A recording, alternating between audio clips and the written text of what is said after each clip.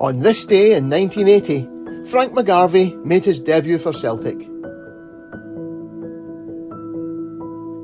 Frank McGarvey burst onto the Scottish football scene in season 1976-77, with his goals firing Alex Ferguson's St Mirren to promotion to the Premier Division. His displays over the next 2 seasons in the top flight persuaded Bob Paisley to pay the then significant sum of £270,000 to take him to Liverpool in May 1979.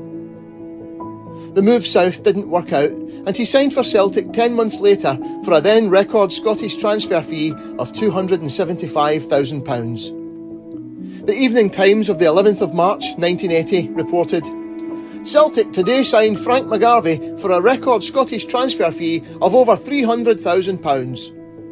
The deal, which takes the 23-year-old Liverpool striker to Parkhead, was completed after over 2 hours of negotiations between Celtic manager Billy McNeill, chairman Desmond White and McGarvey at a secret rendezvous on the outskirts of Glasgow."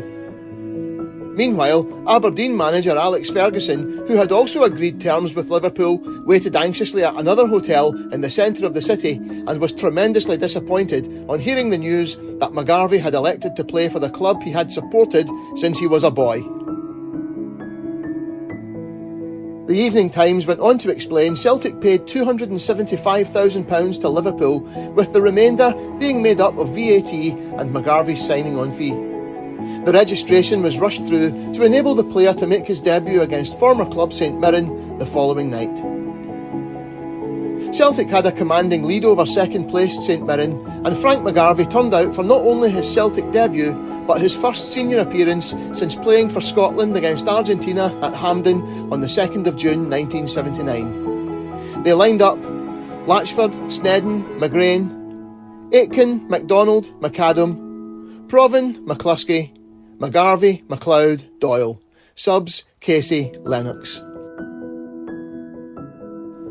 The match turned out to be almost Celtic's season in microcosm, as they dominated proceedings for the first 70 minutes and led 2-0.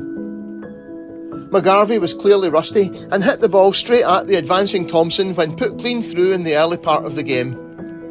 Celtic continued to pour forward and took the lead after 20 minutes. Jock McVicker wrote in the Daily Express of the 13th of March, "A great running pass by Roy Aitken found George McCluskey on the edge of the box, and his beautifully struck shot beat Thompson at his left-hand post."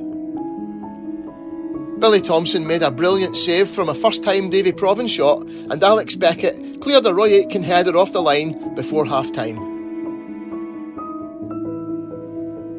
McGarvey began to come more into the game in the second half, and his persistence set up Johnny Doyle for the second goal, McVicker writing, "First he laid on a perfect cross for McCluskey, then in 52 minutes he made the second goal. He fought tenaciously for the ball in the penalty box, and from a rebound, Doyle pounced to smash the ball into the net via the underside of the bar." That should have been game over, but St Mirren pulled a goal back from the penalty spot with 20 minutes to go after Danny McGrain stopped a Doug Sumner header on the line with his hand. Sumner converted the penalty himself.